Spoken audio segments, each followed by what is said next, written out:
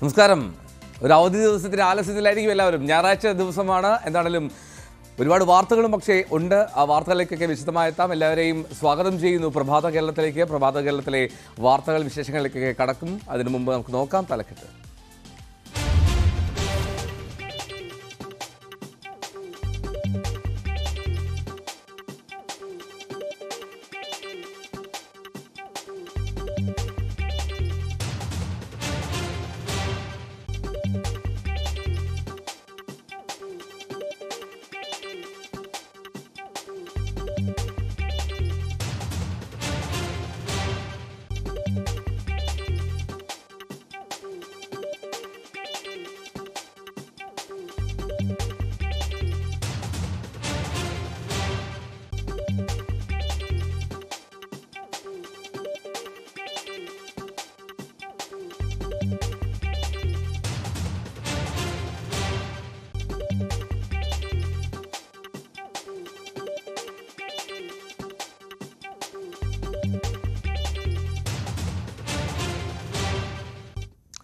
ഇപ്പോൾ ഇന്നത്തെ പ്രധാന വാർത്തയിലേക്ക് കടന്നാൽ നമ്മൾ തൃശ്ശൂരിലേക്ക് പോവുകയാണ്. ആദ്യം ലോക്സഭാ തെരഞ്ഞെടുപ്പിന് ഒരുങ്ങി കോൺഗ്രസ്.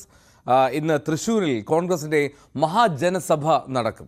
KPCC അധ്യക്ഷൻ കെ സുധാകരൻ MP അധ്യക്ഷത വഹിക്കുന്ന സമ്മേളനം കോൺഗ്രസ് അധ്യക്ഷൻ മല്ലികാർജ്ജുൻ ഖാർഗെയാണ് ഉദ്ഘാടനം ചെയ്യുന്നത്. വൈകിട്ട് 3:30 തേക്കിൻകാട് മൈതാനത്ത് നടക്കുന്ന സമ്മേളനത്തിൽ 1 ലക്ഷത്തോളം വരെ അണിനിരക്കുമെന്നുള്ളതാണ് കോൺഗ്രസിന്റെ പ്രഖ്യാപനം. AICC general secretary Deepa Das Munshi അടക്കമുള്ള നേതാക്കൾ പങ്കെടുക്കും.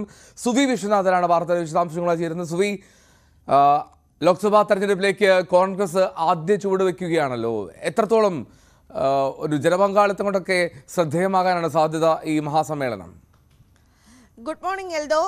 ലോക്സഭാ തെരഞ്ഞെടുപ്പിൻ്റെ ആദ്യ ചുവടുവയ്പ്പിൽ തന്നെയാണ് കോൺഗ്രസ്. അതിനുള്ള ഒരുക്കങ്ങളാണ് കോൺഗ്രസ് നടത്തുന്നത്. ഏറ്റവും എടുത്തു പറയേണ്ട ഒരു കാര്യം, തൃശ്ശൂരിൽ നിന്ന് തന്നെ കോൺഗ്രസ് ലോക്സഭാ തെരഞ്ഞെടുപ്പിനുള്ള കാഹളം മുഴക്കുന്നു എന്ന് തന്നെ വേണം നമുക്ക് കരുതാൻ. ഏതായാലും ഇന്ന് മല്ലികാർജ്ജുൻ ഖാർഗെ, കോൺഗ്രസ് ദേശീയ അധ്യക്ഷൻ മല്ലികാർജ്ജുൻ ഖാർഗെ ഇന്ന് തൃശ്ശൂരിൽ എത്തുകയാണ്. അദ്ദേഹം പാർട്ടി പ്രവർത്തകരുമായും ഉൾപ്പെടെ സംവദിക്കുകയും മറ്റും ചെയ്യും. കോൺഗ്രസിന്റെ മഹാജനസഭയാണ് ചേരുന്നത്. ഇന്ന് വൈകിട്ട് 3:30 തൃശ്ശൂർ തേക്കിൻകാട് മൈതാനിയിലാണ് ഈ മഹാജനസഭ ചേരുന്നത്. ഇവിടെ നിന്നാണ് കോൺഗ്രസിന്റെ ഒരു തെരഞ്ഞെടുപ്പ് പരിപാടികൾക്ക് തുടക്കമാവുക എന്നാണ് മനസ്സിലാക്കാൻ സാധിക്കുന്നത്. ബൂത്ത് തലം വരെയുള്ള പ്രധാനപ്പെട്ട ആളുകൾ, ബൂത്ത് പ്രസിഡന്റുമാർ, വൈസ് പ്രസിഡന്റുമാർ, BLAമാർ ഉൾപ്പെടെയുള്ളവരാണ് ഈ യോഗത്തിൽ പങ്കെടുക്കുക. സംസ്ഥാനത്തെ 25,177 ബൂത്തുകളിൽ നിന്നുള്ള പ്രവർത്തകരും ഈ സമ്മേളനത്തിൽ പങ്കെടുക്കാൻ വേണ്ടി തൃശൂർ തേക്കിൻകാട് മൈതാനത്തിൽ എത്തും എന്നാണ് പ്രതീക്ഷിക്കുന്നത്. മല്ലികാർജ്ജുൻ ഖാർഗെ ഇവരുമായി നേരിട്ട് സംവദിക്കും. ഒപ്പം തന്നെ ഈ ബൂത്ത് തലം മുതലുള്ള പ്രവർത്തകരെ ഉത്തേജിപ്പിക്കുക, അതുവഴി സംഘടന ഒരു ലോക്സഭാ തെരഞ്ഞെടുപ്പിനെ സംഘടനയെ തയ്യാറാക്കുക എന്ന ലക്ഷ്യമിട്ടുകൊണ്ടാണ് മല്ലികാർജ്ജുൻ ഖാർഗെ എത്തുന്നത്. രാഹുൽ ഗാന്ധിയുടെ ഭാരത് ജോഡോ യാത്ര നടക്കുമ്പോൾ, ആ ജോഡോ ന്യായ യാത്ര നടക്കുമ്പോൾ അത് പോകാത്ത സംസ്ഥാനങ്ങളിൽ മല്ലികാർജ്ജുൻ ഖാർഗെയുടെ പര്യടനമുണ്ട്. ആ പര്യടനത്തിൻ്റെ കൂടെ തുടർച്ചയാണ് ഈ മഹാജനസഭ എന്നാണ് നമുക്ക് മനസ്സിലാക്കാൻ സാധിക്കുന്നത്. ഏതായാലും 3:30 ഈ മഹാജനസഭ ചേരുക. പാർട്ടി പ്രവർത്തകർ ഉൾപ്പെടെയുള്ളവർ ഉണ്ടാകും. AICC തലം വരെയുള്ള നേതാക്കൾ ഈ പരിപാടിയിൽ പങ്കെടുക്കും. KC Venugopal, VD Satheesan, K Sudhakaran ഉൾപ്പെടെയുള്ളവർ ഇതിനോടനുബന്ധിച്ച് ഈ സമ്മേളനത്തിൽ പങ്കെടുക്കുകയും ചെയ്യും. അതിനുശേഷം നാളെ UDF സമിതി ചേരുകയാണ്.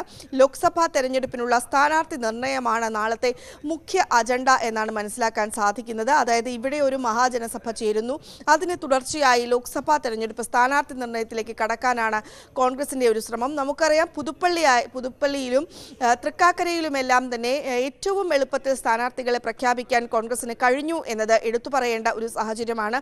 അതെല്ലാം തന്നെ വിജയത്തെ ബാധിച്ചു, അല്ലെങ്കിൽ വിജയത്തിന് കാര്യക്ഷമമായ പ്രവർത്തനങ്ങൾ കാഴ്ചവെക്കാനും വിജയത്തിലേക്ക് നയിച്ചു എന്നുമാണ് കോൺഗ്രസ് കരുതുന്നത്. അതുകൊണ്ട് തന്നെ ഇത്തവണയും ലോക്സഭാ തെരഞ്ഞെടുപ്പിലും സ്ഥാനാർത്ഥി നിർണയം എളുപ്പത്തിലാക്കുക എന്നൊരു നിശ്ചയത്തിലാണ് കോൺഗ്രസ് മുന്നോട്ട് പോകുന്നത്. അതുകൊണ്ടാണ് ഈ മഹാസമ്മേളനം, മഹാജനസഭ കഴിഞ്ഞതിന് തൊട്ടു പിന്നാലെ തന്നെ UDF ചേരാനുള്ള നീക്കങ്ങളിലേക്ക് കൂടെ കടക്കുന്നത്. ഏതായാലും 15 സിറ്റിംഗ് MPമാരോടും തെരഞ്ഞെടുപ്പിൽ മത്സരിക്കാൻ തയ്യാറായിരിക്കാൻ നിർദ്ദേശിക്കുകയും ചെയ്തിട്ടുണ്ട്. അതിൽ ചിലരെ മാറ്റാനുള്ളൊരു സാധ്യതയുണ്ട് എന്നാണ് മനസ്സിലാക്കാൻ സാധിക്കുന്നത്. ഏതായാലും MPമാരുടെ പ്രകടനങ്ങളും മറ്റും വിലയിരുത്തി നടത്തിക്കൊണ്ടായിരിക്കും ഇവരെ ആരെയെല്ലാം നിലനിർത്തണം ആരെയെല്ലാം മാറ്റണം എന്നൊരു തീരുമാനത്തിലേക്ക് എത്തുക.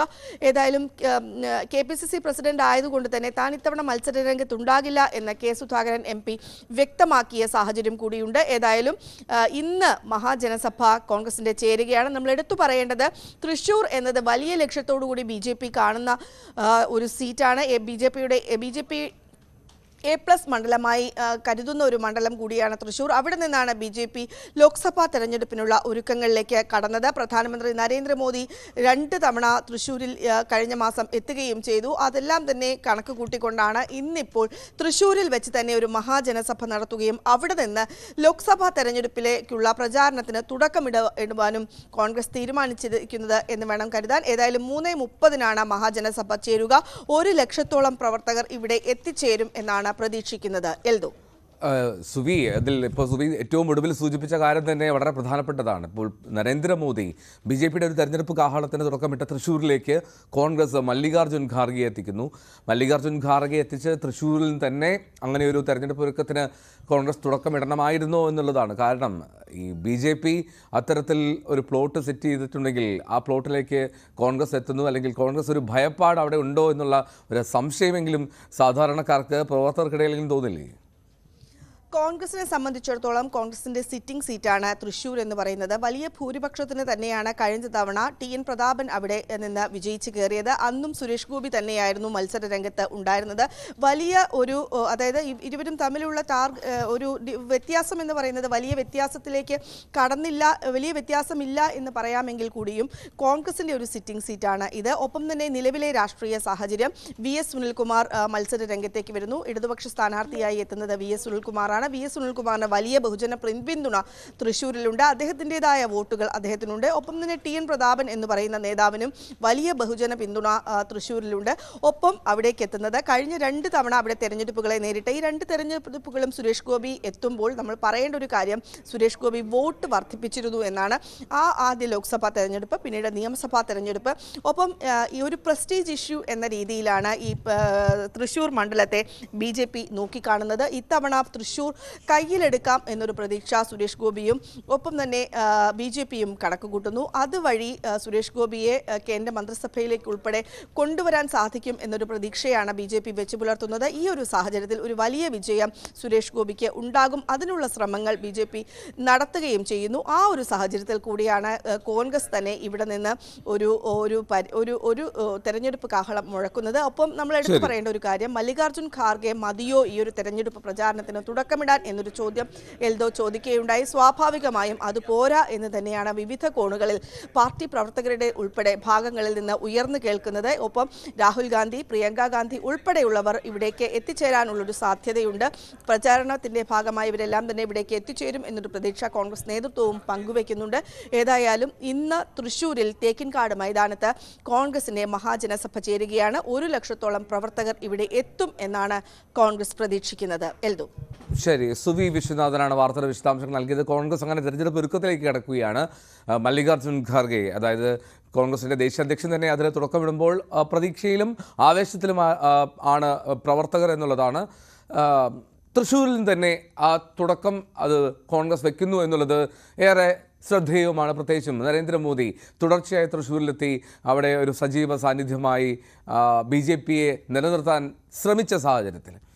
മറ്റു വാർത്തകളിലേക്ക് പോയാൽ കോട്ടയം ലോക്സഭാ സീറ്റിൽ ഫ്രാൻസിസ് ജോർജിന്റെ സ്ഥാനാർത്ഥിത്വം ഉറപ്പിക്കാൻ കേരള കോൺഗ്രസ് ജോസഫ് വിഭാഗം സ്ഥാനാർത്ഥിയെ നിശ്ചയിക്കാൻ ഉന്നതാധികാര സമിതി നാളെ തിരുവനന്തപുരത്ത് യോഗം ചേരും. കോൺഗ്രസിന്റെ കൂടി നിർദ്ദേശം പരിഗണിച്ചാണ് ഫ്രാൻസിസ് ജോർജിന്റെ പേരിലേക്ക് എത്തിയത്. ശ്രീജിത്ത് ചേരുന്നു വിവരങ്ങളുമായി. ശ്രീജിത്ത്, പല പേരുകളും വന്നിരുന്നു, പക്ഷേ ഏറ്റവും ഒടുവിൽ ഫ്രാൻസിസ് ജോർജിലേക്ക് അത് ഒരു ഐകകണ്ഠേന എത്തുകയാണോ കേരള കോൺഗ്രസ്?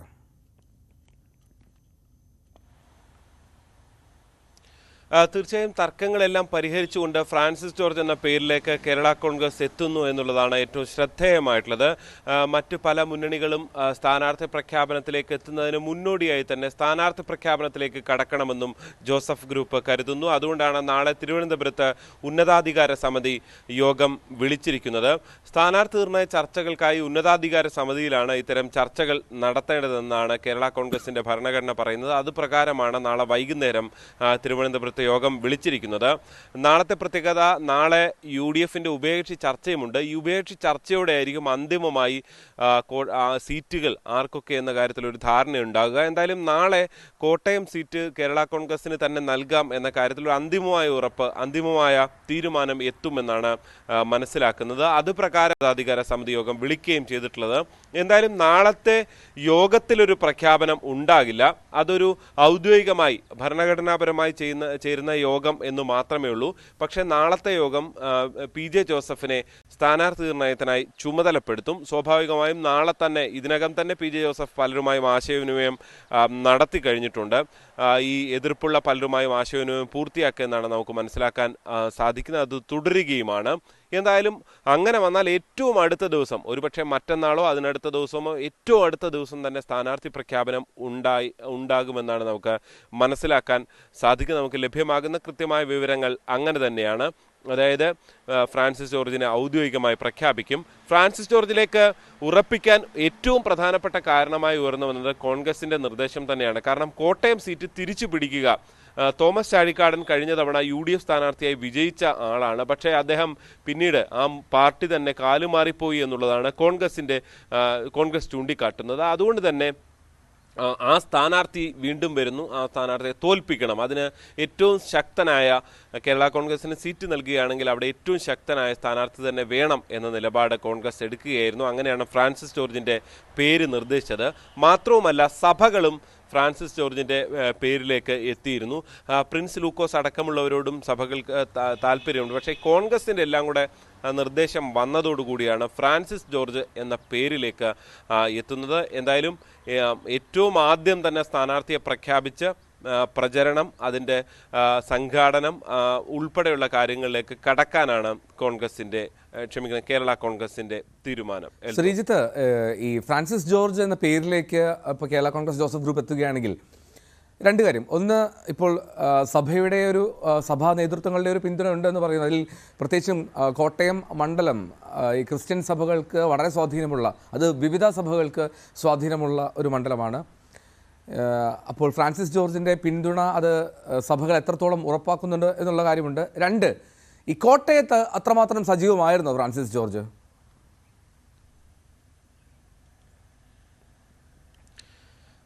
കോട്ടയത്ത് നിറഞ്ഞു നിന്ന ഒരു നേതാവാണ് എന്ന് നമുക്ക് പറയാൻ കഴിയില്ല. ഫ്രാൻസിസ് ജോർജിൻ്റെ തട്ടകം സ്വാഭാവികമായും ഇടുക്കി തന്നെ ആയിരുന്നു എന്നതിൽ യാതൊരു സംശയവുമില്ല. പക്ഷേ ഈ കോട്ടയത്ത് നിറഞ്ഞു നിൽക്കുന്നതിൽ പിന്നെ പേരുകൾ പറയാൻ കഴിയുന്നത് മോൻസ് ജോസഫാണ്. മോൻസ് ജോസഫിനോട് മത്സരിക്കുന്നോ എന്ന് കോൺഗ്രസ് ചോദിച്ചിരുന്നു. പക്ഷേ അദ്ദേഹം നിയമസഭാ തെരഞ്ഞെടുപ്പിൽ മത്സരിക്കാനാണ് താല്പര്യമെന്ന് അറിയിക്കുകയായിരുന്നു. PJ ജോസഫിന് കഴിഞ്ഞ തവണയും ലോക്സഭാ തെരഞ്ഞെടുപ്പിൽ മത്സരിക്കാനുള്ള താല്പര്യമുണ്ടായിരുന്നു. അദ്ദേഹത്തോടും മത്സരിക്കുന്നുണ്ടോ എന്ന കാര്യത്തിൽ ആശയവിനിമയം നടത്തിയിട്ടുണ്ട് കോൺഗ്രസ്. പക്ഷേ PJ ജോസഫും പിൻവാങ്ങി. അങ്ങനെയാണ് പിന്നീട് ഈ പാർട്ടിയിലെ ഏറ്റവും പ്രമുഖനായ നേതാവ്, ഇപ്പോൾ PC തോമസിനെ എടുത്താലും അതല്ല അപ്പുറത്ത് MP ജോസഫിനെ എടുത്താലും ഒന്നും അവർ കോട്ടയത്ത് സജീവമായി പ്രവർത്തിക്കുന്ന ആളുകളല്ല. പക്ഷേ PC തോമസ് ഇടയ്ക്കിടയ്ക്ക് വന്ന് പരിപാടികളിൽ പങ്കെടുത്ത് പോകുന്ന ആൾ തന്നെയാണ് PC തോമസ്. പക്ഷേ PC തോമസിന് മുന്നിൽ ഏറ്റവും വലിയ വെല്ലുവിളിയായി കോൺഗ്രസ് ചൂണ്ടിക്കാട്ടിയത് കഴിഞ്ഞ തവണ തൊട്ട് മുൻപത്തെ ഇലക്ഷനിൽ ഇവിടെ NDA സ്ഥാനാർത്ഥിയായി മത്സരിച്ച ആൾ എന്നുള്ളത് തന്നെയാണ്. അതാണ് ഒരു വെല്ലുവിളിയായി നിൽക്കുകയും കോൺഗ്രസിന് അങ്ങനെ പൂർണ്ണ തൃപ്തി PC തോമസിനോട് വരാതെ നിൽക്കുന്ന സാഹചര്യവും വന്നത്. മാത്രവുമല്ല, മുൻപും പല മുന്നണികൾ LDFൻ്റെയും മുൻപ് UDFൻ്റെയും പിന്നീട് BJPയുടെ കേരളത്തിലെ എല്ലാ മുന്നണികളിലും പരീക്ഷണം നടത്തിയ ആൾ കൂടിയാണ് PC തോമസ് എന്നതും ഇത്തവണത്തെ ഒരു തീപാറുന്ന പോരാട്ടത്തിന് അതൊരു വെല്ലുവിളിയാകും എന്നാണ് അവർ കരുതുന്നത്. അതുകൊണ്ടാണ് ഫ്രാൻസിസ് ജോർജ് എന്ന പേരിലേക്ക് എത്തുന്നത്. ഫ്രാൻസിസ് ജോർജ് കോട്ടയത്തും പരിചിതൻ തന്നെയാണ്. നമുക്കറിയാം, കേരള കോൺഗ്രസ് രാഷ്ട്രീയത്തിലെ ഏറ്റവും നിർണായകമായ വ്യക്തികളിൽ ഒരാൾ തന്നെയാണ് ഫ്രാൻസിസ് ജോർജ്. കോട്ടയത്ത് സജീവമായി നിന്ന് പ്രവർത്തിക്കുക എന്നതിനപ്പുറം ഈ മേഖലയിൽ പരിചിതനായ ഒരാളെ കൂടി അവതരിപ്പിക്കുക, സഭകളുടെ പിന്തുണയുണ്ടാകുക, കോൺഗ്രസിൻ്റെ പരിപൂർണമായ പിന്തുണയുണ്ടാകുക. കാരണം കോൺഗ്രസിൻ്റെ പിന്തുണയില്ലെങ്കിൽ ഈ മേഖലയിൽ സംഘടനാപരമായി താഴെ തട്ടുവരെ പ്രവർത്തനം എത്തിക്കുക എന്നുള്ളത് അത്ര എളുപ്പമുള്ള കാര്യമല്ല. അവിടെയും കോൺഗ്രസിനെ പരിഗണിക്കാതെ കേരള കോൺഗ്രസിന് മുന്നോട്ട് പോകാൻ കഴിയില്ല എന്നുള്ളതാണ് ഏറ്റവും ശ്രദ്ധേയമായിട്ടുള്ളത്.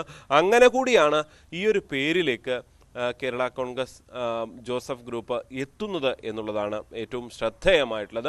എന്തായാലും നാളെ ഉന്നതാധികാര സമിതി ഒരുപക്ഷെ മറ്റന്നാളോ അതിൻ്റെ ഏറ്റവും അടുത്ത ദിവസങ്ങളിലോ പ്രഖ്യാപനത്തിലേക്ക് കാര്യങ്ങൾ എത്തുകയും ചെയ്യും.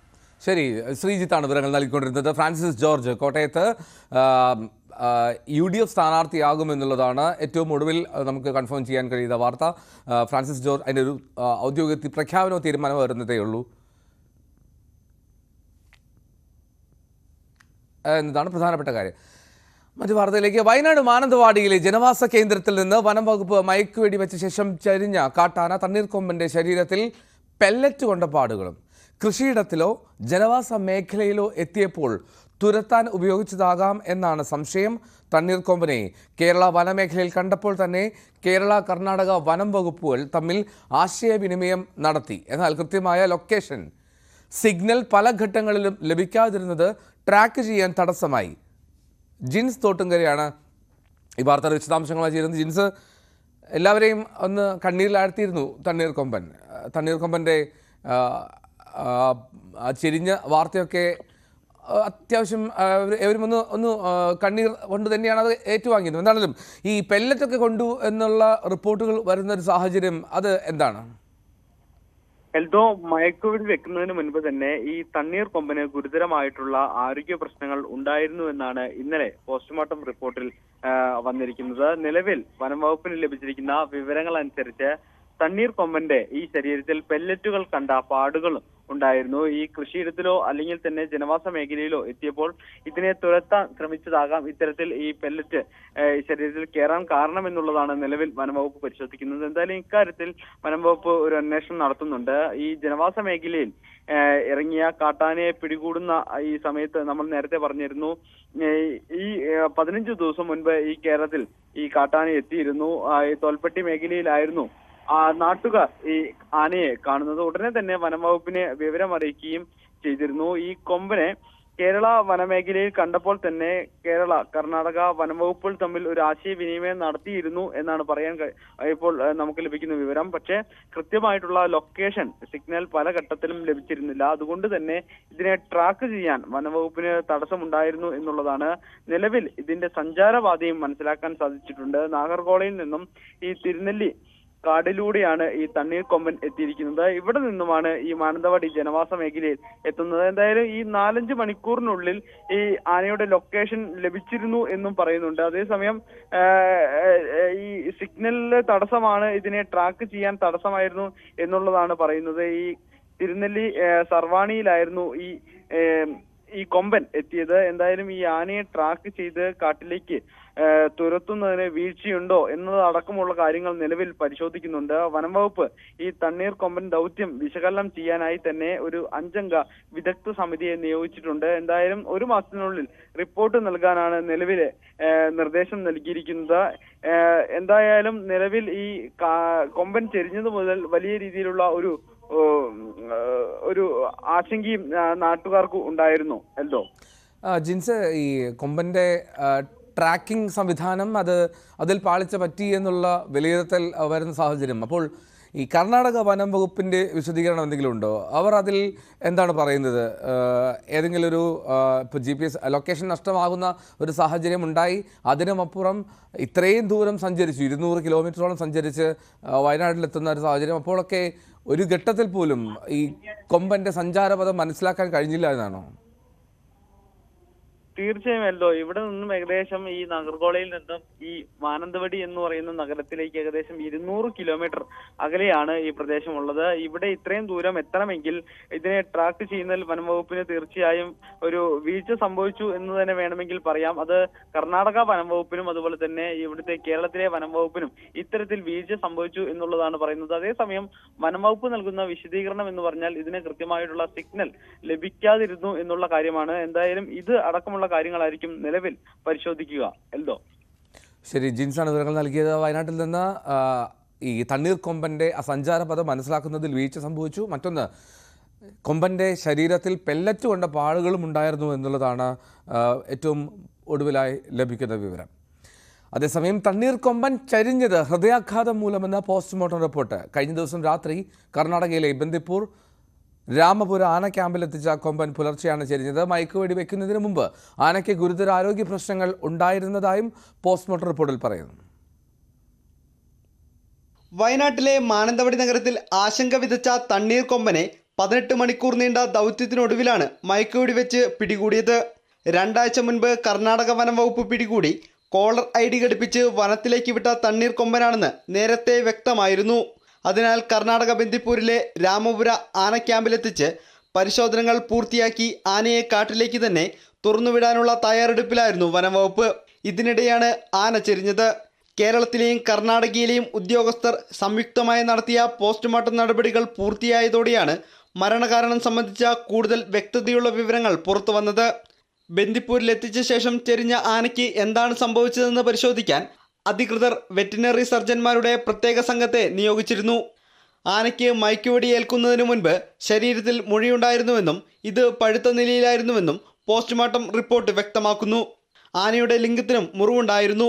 ഞരമ്പിൽ അമിതമായി കൊഴുപ്പ് അടിഞ്ഞിരുന്നു. എന്നാൽ സമ്മർദ്ദത്തെ തുടർന്നുണ്ടായ ഹൃദയാഘാതമാണ് മരണകാരണമായതെന്നാണ് പോസ്റ്റ്മോർട്ടം റിപ്പോർട്ടിലെ പ്രധാന കണ്ടെത്തൽ. ന്യൂസ് 18 വയനാട്.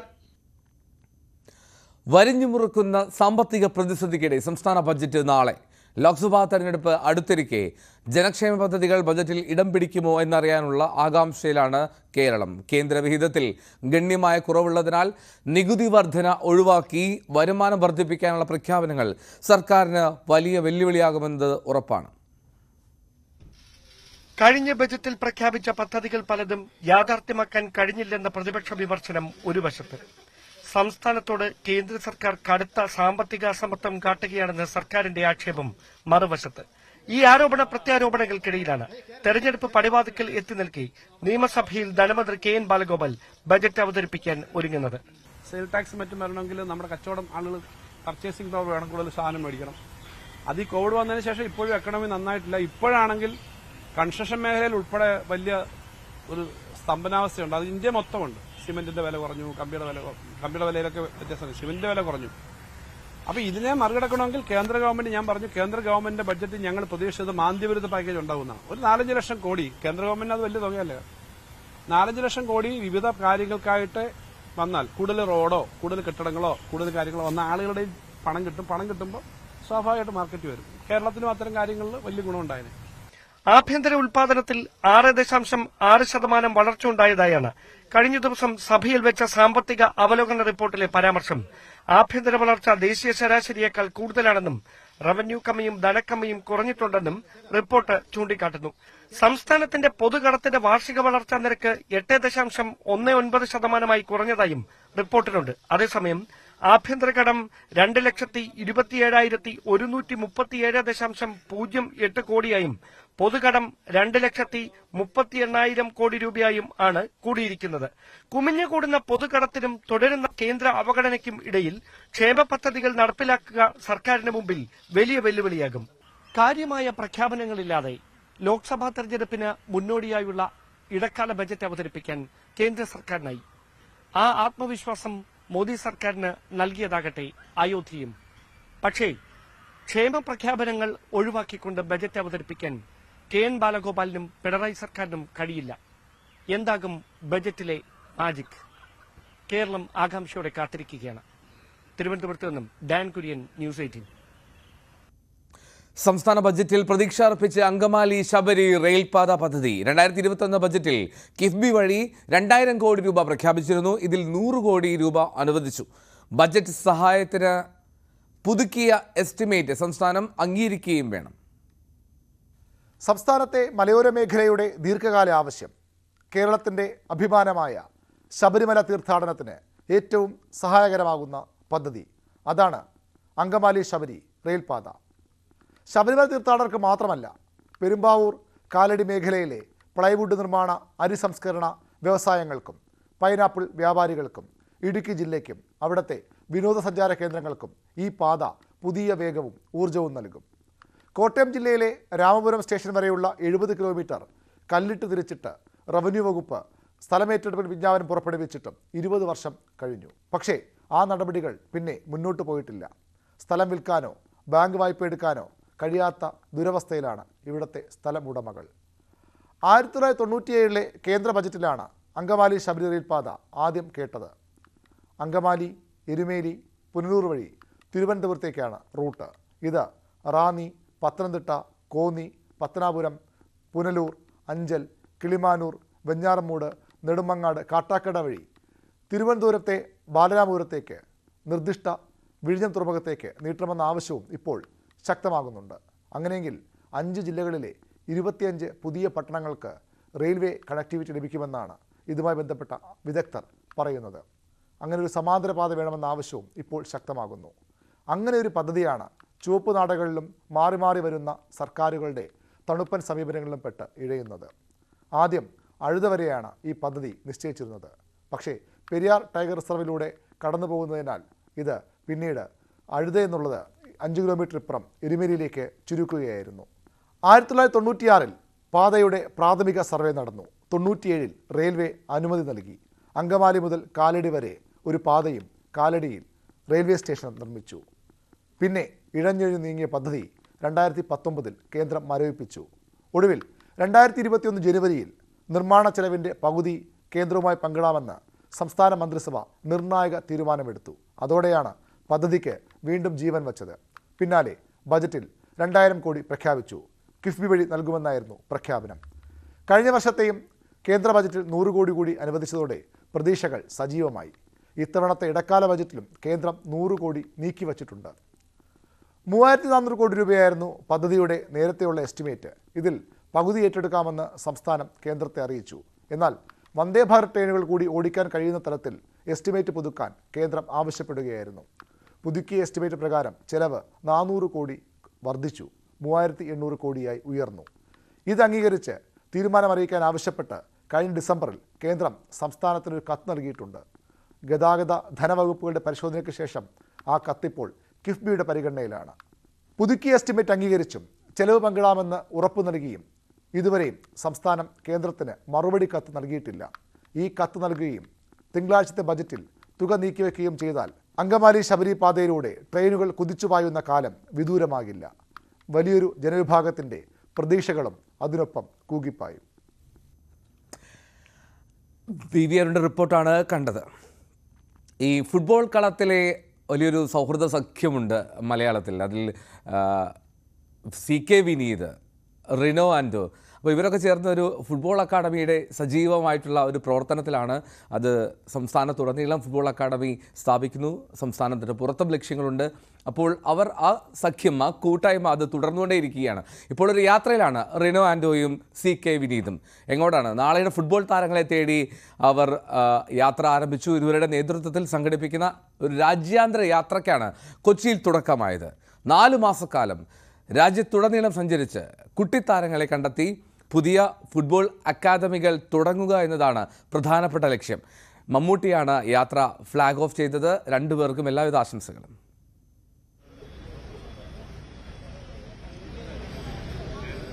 ആദിവാസി മേഖലകളിലെ കുട്ടികളായ ഫുട്ബോൾ താരങ്ങളെ കണ്ടെത്തുക എന്നതാണ് സോക്കർ സഫാരി എന്ന യാത്രയുടെ പ്രധാന ലക്ഷ്യം. അട്ടപ്പാടിയിലും തിരുനെല്ലിയിലും 1 വർഷം മുൻപ് തുടങ്ങിയ അക്കാദമികൾ വിജയം കണ്ടതോടെയാണ് വീണ്ടും CK വിനീതിൻ്റെ നേതൃത്വത്തിലുള്ള താരങ്ങൾ ആ സാധ്യത തേടുന്നത്. വിനീതിനൊപ്പം റിനോ ആൻഡോ, മുഹമ്മദ് റാഫി, NP പ്രദീപ്, അനസ് എടത്തൊടിക തുടങ്ങി കാൽപന്ത് കളിയിലെ കേരളത്തിൻ്റെ അഭിമാന താരങ്ങളെല്ലാം ഭാവി തലമുറയിലെ ഫുട്ബോൾ താരങ്ങളെ തേടിയുള്ള യാത്രയിൽ പങ്കാളികളാകും. ടാലന്റ് ഉള്ള കുട്ടികളെ ഡയറക്റ്റായിട്ട്, അതായത് നമ്മൾ തന്നെ ചെലവിൽ അല്ലെങ്കിൽ അവരെ ചെലവിൽ കൊണ്ടുപോകുക എന്നുള്ളത്. നമ്മൾ ഇവരെ കുട്ടികളുടെ അടുത്ത് നിന്ന് പൈസ വാങ്ങിയിട്ടുള്ള പരിപാടികളില്ല. പ്രത്യേകിച്ച് ട്രൈബൽ മേഖലയിൽ നോർമൽ കുട്ടികളുടെ അടുത്ത് നിന്ന് നമ്മൾ ഫീസ് വാങ്ങുന്ന നമുക്ക് അക്കാദമികൾ വേറെ ഉണ്ട്. ഇതിനെ സംബന്ധിച്ചിടത്തോളം ഇത് completely free of cost tribal കുട്ടികൾക്ക്, അല്ലെങ്കിൽ അണ്ടർ പ്രിവിലേജഡ് ആയിട്ടുള്ള കുട്ടികൾ, ട്രൈബൽ മാത്രമല്ല വേറെയും കുട്ടികളെ നോക്കുന്നുണ്ട് നമ്മൾ. അണ്ടർ പ്രിവിലേജഡ് ആയിട്ടുള്ള കുട്ടികൾക്കുള്ളതാണ് നമ്മൾ പ്ലാൻ ചെയ്യുന്നത്. വിനീതും റിനോയും മുഴുവൻ സമയവും യാത്രയിലുണ്ടാകും. 4 മാസത്തെ സോക്കർ സഫാരി പൂർത്തിയാക്കുമ്പോൾ കുട്ടികൾക്കായി ഫുട്ബോൾ അക്കാദമികൾക്ക് തുടക്കമിടാൻ സാധിക്കും എന്ന വിശ്വാസത്തിലാണ് ഇരുവരും. ന്യൂസ് 18 കൊച്ചി. F13 എന്നുള്ള ഫുട്ബോൾ അക്കാഡമിയുടെ സ്വപ്നത്തിലാണ് ഇവർ. അതിൽ നേരത്തെ സ്റ്റോറിയിൽ പറഞ്ഞതുപോലെ മുഹമ്മദ് റാഫിയും അനസ് എടത്തൊടികയും ഒക്കെ ഇവർക്കൊപ്പമുണ്ട്. NP പ്രദീപ്, മുൻ ഇന്ത്യൻ ഇൻ്റർനാഷണൽ NP പ്രദീപും ഇവരുടെ ഭാഗമാണ്. അപ്പോൾ ഇവരുടെ ഒരു പ്രയത്നം അത് നാളെയുടെ ഫുട്ബോൾ ഭാവിക്ക് അത് വലിയ മുതൽക്കൂട്ടാവട്ടെ എന്ന് ആത്മാർത്ഥമായിട്ട് നമുക്ക് ആശംസിക്കാം. മറ്റു വാർത്തകളിലേക്ക്. സുപ്രീം കോടതിയെ രൂക്ഷമായി വിമർശിച്ച് CPM പോളിറ്റ് ബ്യൂറോ അംഗം MA ബേബി. നരേന്ദ്രമോദിക്ക് പ്രയാസമുണ്ടാക്കാത്ത വിധികളാണ് സുപ്രീം കോടതിയുടേത്. ഭരണഘടനയുടെ 370 വകുപ്പ് റദ്ദാക്കിയ വിധി കോടതിയുടെ ചരിത്രത്തിന് തന്നെ അപമാനകരമാണ്. അദാനിയുമായി ബന്ധപ്പെട്ട കേസ് വന്നപ്പോൾ വാദി പ്രതിയാകുന്ന അവസ്ഥ ഉണ്ടായെന്നും നാണമല്ലേ സുപ്രീം കോടതി എന്ന് ചോദിക്കേണ്ടി വരുമെന്നും MA ബേബി വിമർശിച്ചു. Procedure code, Indian penal code, അങ്ങനെ അതിന്റെ പേരുകൾ മാറ്റുക മാത്രമല്ല അതിന്റെ ഉള്ളടക്കം തന്നെ മാറ്റിക്കൊണ്ട് ദൂരവ്യാപക പ്രത്യാഘാതം ഉളവാക്കുന്ന നിയമങ്ങൾ പ്രതിപക്ഷത്തെ മുഴുവൻ സഭയിൽ നിന്ന്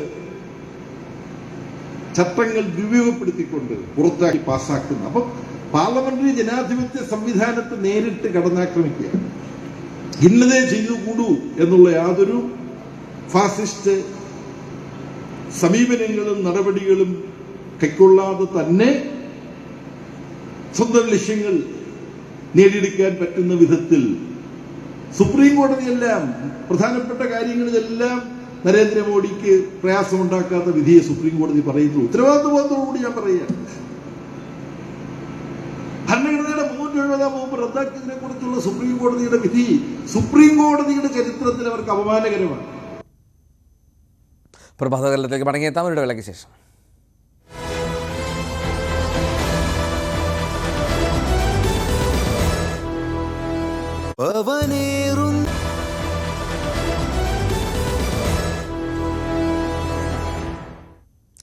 പ്രഭാതകാലം തുടരുന്നു. 60,000 സ്ക്വയർ ഫീറ്റിൽ BJP സംസ്ഥാന കാര്യാലയത്തിന് പടുകൂറ്റൻ മന്ദിരം. തിരുവനന്തപുരത്ത് മാരാർജി ഭവന്റെ ഉദ്ഘാടനം കേന്ദ്ര ആഭ്യന്തരമന്ത്രി അമിത്ഷാ നിർവഹിക്കും. BJP സംസ്ഥാന ഘടകത്തിന്റെ ആസ്ഥാനമായി പുതിയ മന്ദിരം ഉയരുകയാണ്. നമുക്കറിയാം, തിരുവനന്തപുരം തമ്പാനൂരിൽ മാരാർജി ഭവൻ പഴയ നിർമ്മിതി, അതിരുന്ന സ്ഥലത്താണ് ഇപ്പോൾ വിപുലമായ രീതിയിൽ പാർട്ടി ഓഫീസ് തയ്യാറാവുന്നത്. എന്നത്തേക്കാണ് ഉദ്ഘാടനം? എന്തൊക്കെ സംവിധാനങ്ങളാണ് ഇവിടെ ഏർപ്പെടുത്തിയിട്ടുള്ളത്? മാരാർജിയുടെ പേരിൽ അറിയപ്പെടുന്ന BJPയുടെ പുതിയ ആസ്ഥാനം ഫെബ്രുവരി 13-നാണ് ഔപചാരികമായി കേന്ദ്ര ആഭ്യന്തരമന്ത്രി അമിത്ഷാജി ഉദ്ഘാടന കർമ്മം നിർവഹിക്കുന്നത്. ഈ ഓഫീസിന്റെ നിർമ്മാണം തുടങ്ങുന്ന സമയത്തും ഈ നിർമ്മാണത്തിന്റെ തുടക്ക സമയത്ത് കല്ലിടുന്നതും ബഹുമാന്യനായിട്ടുള്ള അന്നത്തെ അഖിലേന്ത്യാ പ്രസിഡന്റായിരുന്ന അമിത്ഷാജിയാണ്. അതിന്റെ ഉദ്ഘാടന കർമ്മം നിർവഹിക്കുന്നത് അദ്ദേഹം തന്നെയാണ്. വളരെ എല്ലാ സൗകര്യങ്ങളും, അത്യാധുനിക സൗകര്യങ്ങളോട് കൂടിയിട്ടാണ് ഈ ഓഫീസ് രൂപമെടുക്കുന്നത്. ആർക്കിടെക്ട് BR അജിത്താണ് അതിന് രൂപകൽപ്പന ചെയ്തിട്ടുള്ളത്. PRS ആണ് അവരുടെ നിർമ്മാതാക്കൾ. കേരള തനിമയിലാണ് ഈ ബിൽഡിംഗ്, ഈ കെട്ടിടം നിർമ്മിച്ചിട്ടുള്ളത്. അതായത് ഗ്രീൻ ബിൽഡിംഗാണ്. അതായത് നമ്മുടെ പ്രകൃതിയുമായി ബന്ധപ്പെട്ട് എല്ലാ സംവിധാനങ്ങളും ഉപയോഗപ്പെടുത്തിക്കൊണ്ടുള്ള സംവിധാനമാണ് ഈ കെട്ടിടത്തിന് രൂപകൽപ്പന ചെയ്തിട്ടുള്ളത്. 20 കൽത്തൂണുകളാണ് ഈ കെട്ടിടത്തിന്റെ ഒരു പ്രത്യേകത. പിന്നെ കേരളീയ വാസ്തുശില്പം അനുസരിച്ചിട്ടാണ്, കേരളത്തിന്റെ വാസ്തുവിദ്യ അനുസരിച്ചിട്ടാണ് ഈ കെട്ടിടം ചെയ്തിട്ടുള്ളത്. മേൽക്കൂരയാണ്, മുഖപ്പുകളാണ് അതിന്റെ മറ്റൊരു പ്രധാനപ്പെട്ട സൃഷ്ടി. പരമാവധി തടിയാണ് ഉപയോഗിച്ചിട്ടുള്ളത്. ഇതൊക്കെ ഇതിന്റെ പ്രത്യേകതകളാണ്. ഒരു കേരളീയ തനിമയിലാണ് ഈ ഒരു പ്രകൃതി സൗഹൃദ കെട്ടിടമാണ് ഇവിടെ രൂപമെടുത്തിട്ടുള്ളത്. ഞങ്ങളുടെ എല്ലാ സംവിധാനവും BJPയുടെ പ്രവർത്തനത്തിന്റെ, കേരളത്തിന്റെ BJP പ്രവർത്തകരുടെ ചിരകാല അഭിലാഷമാണ് ഇവിടെ പൂർത്തിയാവുന്നത്. ഞങ്ങൾക്കെല്ലാം, കേരളത്തിന്റെ BJP പ്രവർത്തകർക്കെല്ലാം വളരെ സന്തോഷകരവും ആനന്ദകരവുമാകുന്ന നിമിഷമാണ് ഫെബ്രുവരി 13. ബഹുമാനായ കേന്ദ്ര ആഭ്യന്തരമന്ത്രി ശ്രീ ഉദ്ഘാടനം ചെയ്യും. ഈ BJP സംസ്ഥാന അധ്യക്ഷൻ ശ്രീ K. സുരേന്ദ്രന്റെ നേതൃത്വത്തിലാണ് ഈ ചടങ്ങുകളിലൊക്കെ നടക്കുന്നത്. എല്ലാം വലിയ വിജയകരമായി മുന്നോട്ട് പോകുന്നു. ഇത്ര നിലകളിലാണ് നമ്മളിപ്പോൾ ജില്ലാ കമ്മിറ്റിയുടെ ഓഫീസ് വന്നപ്പോൾ കണ്ടിരുന്നു. അവിടെ പൊതുജനങ്ങൾക്ക് വരാനും അവിടെ സേവനങ്ങൾ നൽകുന്നതിനും പ്രത്യേക കൗണ്ടർ, കേന്ദ്ര സർക്കാരിന്റെ പദ്ധതികളൊക്കെയും അവരോട് വിവരിക്കുന്നതിനും അതിനുള്ള അപേക്ഷകൾ സ്വീകരിക്കുന്നതിനുമുള്ള സംവിധാനങ്ങൾ കണ്ടിരുന്നു. ഇവിടെ എന്തൊക്കെയാണ് പൊതുജനങ്ങൾക്ക് ഈ ഓഫീസ് വഴി നൽകുന്ന സേവനങ്ങൾ? എത്ര നിലകളിലായാണ് ഇതുള്ളത്? പൊതുജനങ്ങൾക്കായിട്ടുള്ള സഹായം ഈ നമ്മുടെ സംസ്ഥാനത്തെ ജനങ്ങൾക്ക് വേണ്ടിയിട്ടാണ്. ഒരു പൊതുപ്രവർത്തന കേന്ദ്രമായിട്ടാണ് ഈ ഓഫീസ് അങ്ങേയറ്റം പ്രയോജനപ്പെടുക. ഇതിനായിട്ട് കേന്ദ്ര ഗവൺമെന്റിന്റെ പദ്ധതികൾ ആവിഷ്കരിക്കുന്ന ഹെൽപ്പ് ഡെസ്ക് എന്ന് പറയുന്ന സംവിധാനം BJPയുടെ ഗ്രൗണ്ട് ഫ്ലോറിൽ തന്നെയാണ് ഈ സംവിധാനം ഒരുക്കിയിട്ടുള്ളത്. അതിനായിട്ട് പ്രത്യേക സംവിധാനം ഞങ്ങളിവിടെ ചെയ്തിട്ടുണ്ട്. കേന്ദ്ര ഗവൺമെന്റിന്റെ എല്ലാ പദ്ധതികളും ജനങ്ങൾക്ക് എളുപ്പം ലഭ്യമാകുന്നതിന് വേണ്ടിയിട്ടുള്ള സൗകര്യം പുതിയ ഓഫീസിൽ ഞങ്ങൾ പ്രത്യേകം സജ്ജമാക്കിയിട്ടുണ്ട്. അത് നമ്മുടെ സംസ്ഥാനത്തെ ജനങ്ങൾക്ക് അങ്ങേയറ്റം പ്രയോജനം. എത്ര നിലകളിലാണ്? ഇപ്പോൾ നമുക്ക് 5 നിലകളിലാണ് നമ്മുടെ കെട്ടിടം നിർമ്മിച്ചിട്ടുള്ളത്. 2 ബേസ്മെന്റ് ഫ്ലോർ ഉൾപ്പെടെ 7 ഫ്ലോറുകളാണ്. അത്യാധുനിക സൗകര്യങ്ങളെല്ലാം ഉണ്ട്. മീഡിയ, സോഷ്യൽ മീഡിയ, അതുപോലെ തന്നെ ഞങ്ങളുടെ പാർട്ടി യോഗങ്ങൾ ചേരുന്നതിന് വേണ്ടിയിട്ടുള്ളതും എല്ലാ സംവിധാനങ്ങളും അതിനുവേണ്ടി ഒരുക്കിയിട്ടുണ്ട്. എത്ര സ്ക്വയർ ഫീറ്റിലാണ്? 60,000 സ്ക്വയർ ഫീറ്റാണ് ഈ ബിൽഡിങ്ങിന്റെ വിസ്താരം. ഞാൻ നേരത്തെ സൂചിപ്പിച്ചതുപോലെ കേരള തനിമയിൽ തന്നെയാണ്, പൂർണ്ണമായും ഒരു കേരള തനിമയിലാണ്. ഒരു ഗ്രീൻ ബിൽഡിംഗ് ആയിട്ട് തന്നെയായിരിക്കും BJPയുടെ പുതിയ സംസ്ഥാന ആസ്ഥാനം അറിയപ്പെടുക. നേരത്തെ നമ്മുടെ വികാസ് ഭവനിലെ ഓഫീസ് തുറന്നപ്പോൾ അവിടെ മുഖ്യമന്ത്രിക്കുള്ള ഓഫീസ് റൂം തുറന്നിരുന്നു. കാരണം BJP വിദൂര ഭാവിയിലെങ്കിലും അങ്ങനെ ഭരണം പ്രതീക്ഷിക്കുന്ന ഒരു സംസ്ഥാനമാണ് കേരളം.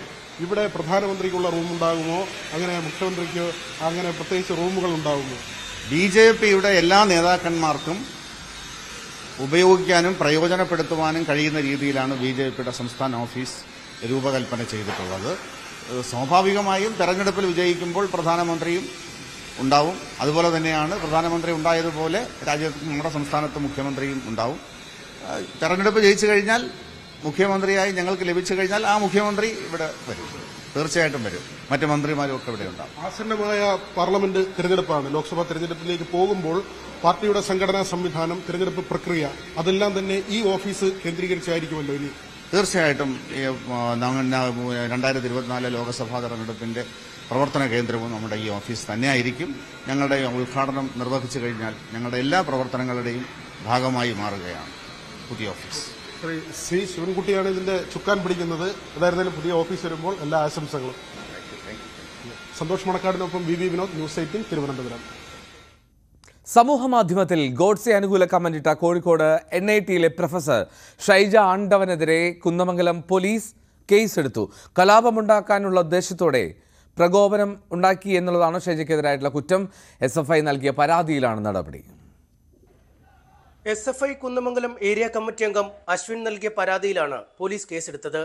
IPC 153 പ്രകാരം കലാപം ഉണ്ടാക്കാനുള്ള ഉദ്ദേശത്തോടെയുള്ള പ്രകോപനമാണ് ഷൈജയ്ക്കെതിരെ ചുമത്തിയിരിക്കുന്നത്. MSF ജില്ലാ സെക്രട്ടറി സാഹിബ് മുഹമ്മദും KSU ജില്ലാ പ്രസിഡന്റ് സൂരജും DYFIയും അധ്യാപികയ്ക്കെതിരെ പരാതി നൽകിയിരുന്നു. ഹിന്ദു മഹാസഭാ പ്രവർത്തകൻ നാഥുറാവ് വിനായക് ഗോഡ്സെ ഭാരതത്തിൽ ഒരുപാട് പേരുടെ ഹീറോ എന്ന കുറിപ്പോടെ അഡ്വക്കേറ്റ് കൃഷ്ണരാജ് പോസ്റ്റ് ചെയ്ത ഗോഡ്സെയുടെ ചിത്രത്തിന് താഴെയാണ് കോഴിക്കോട് NITയിലെ മെക്കാനിക്കൽ എഞ്ചിനീയറിംഗ് വിഭാഗം professor Shaija Andavan proud of Godse for saving India എന്ന് കമന്റ് ചെയ്തത്. ഇത് വിവാദമായതിനു പിന്നാലെ ഷൈജ കമന്റ് ഡിലീറ്റ് ചെയ്തിരുന്നു. അയോധ്യയിലെ പ്രാണപ്രതിഷ്ഠാ ദിനത്തിൽ സംഘപരിവാർ അനുകൂല സംഘടന NIT ക്യാമ്പസിൽ കാവി നിറത്തിൽ ഇന്ത്യയുടെ ഭൂപടം വരച്ചിരുന്നു. ഇതിനെതിരെ പ്രതിഷേധിച്ച വൈശാഖ് എന്ന വിദ്യാർത്ഥിയെ കോളേജിൽ നിന്നും 1 വർഷത്തേക്ക് സസ്പെൻഡ് ചെയ്തു. വിദ്യാർത്ഥി പ്രതിഷേധത്തെ തുടർന്ന് തീരുമാനം മരവിപ്പിക്കുകയായിരുന്നു. വൈശാഖിനെതിരെ അച്ചടക്ക നടപടിയെടുത്ത സമിതിയിലും ഷൈജ ആണ്ടവൻ ഉണ്ടായിരുന്നതായി വിദ്യാർത്ഥികൾ പറയുന്നു. അധ്യാപികയ്ക്കെതിരെ നാളെ ക്യാമ്പസിൽ പ്രതിഷേധ പരിപാടികൾക്കും ആഹ്വാനമുണ്ട്. ന്യൂസ് 18 കോഴിക്കോട്. കൊച്ചിയിൽ പൊതുമരാമത്ത് വകുപ്പിന് കീഴിലുള്ള പല പ്രധാന റോഡുകളുടെയും നിർമ്മാണം അശാസ്ത്രീയമാണ് എന്ന് പരാതി. റോഡിന്റെ വശങ്ങൾ ഉയർത്തിയത് മൂലം അപകടങ്ങൾ പതിവായി. കഴിഞ്ഞ ദിവസം റോഡിൽ വീണ വിദ്യാർത്ഥിനിയുടെ കാലൊടിയുകയും ചെയ്തു.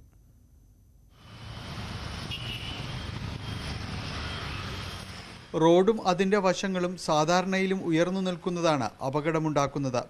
വലിയ വാഹനങ്ങൾ വരുമ്പോൾ അരികു ചേർക്കുന്ന ഇരുചക്ര വാഹന യാത്രക്കാരും കാൽനടക്കാരുമാണ് ഈ കെണിയിൽ പെട്ടുപോകുന്നത്. കാക്കനാട് മേഖലയിലാണ് ദുരിതമേറെ. Seaport airport road, civil line road തുടങ്ങിയവയെല്ലാം അപകട മേഖലയാണ്.